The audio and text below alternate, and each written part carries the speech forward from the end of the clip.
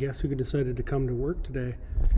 You ever come out to the shop, be prepared to meet the welcoming committee with her ball. There she is, waiting for me to throw it. Andy, do you like your ball? Do you like it? What a stupid question that was. She's a good girl. She likes hanging out. She loves greeting people. And whenever I'm working on the saw, she always comes and brings her ball because she knows that the old man is not really doing anything and he has a chance to throw it around. So, got to keep her happy.